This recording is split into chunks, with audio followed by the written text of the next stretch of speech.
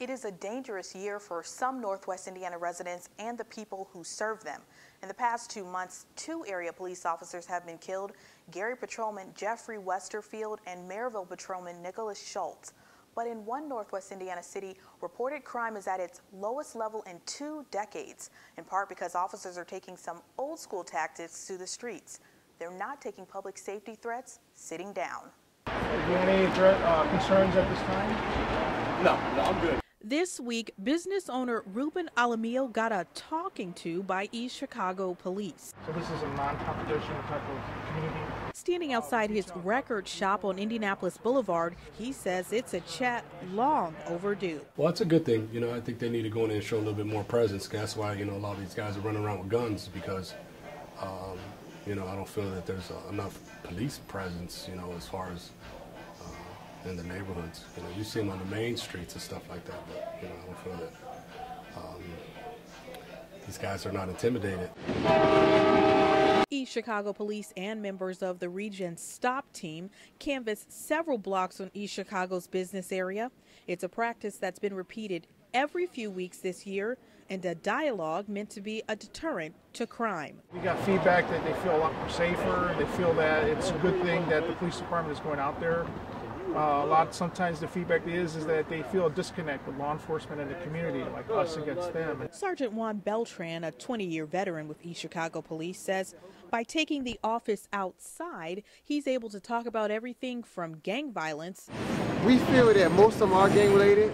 To garbage pickup. Trash issues, we can refer your complaints.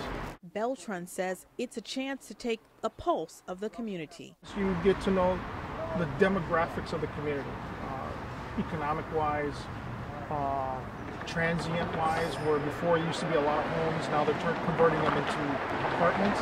It's trying to build a relationship with someone that's, an out-of-towner. He says meeting residents on their own territory makes it a conversation, not a confrontation.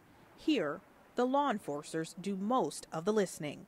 Pull off. I called a few times, just to go in here and be like, hey man, these guys are out up to no good. An August 2014 FBI report shows violent crime in East Chicago rose in the first 6 months of the year to 109 incidents.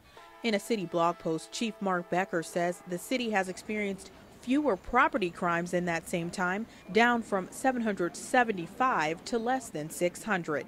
Flyers that has information with the chief of police, his email address. Though the city recorded its lowest crime totals in over 18 years in a 2013 FBI report, Alamillo and STOP team detective Will Askew both agree their home city was once safer. It wasn't nearly as much violence at all.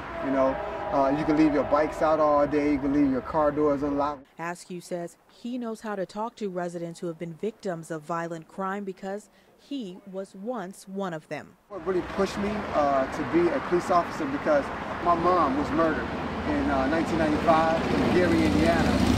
And when that happened, it kind of changed me a lot.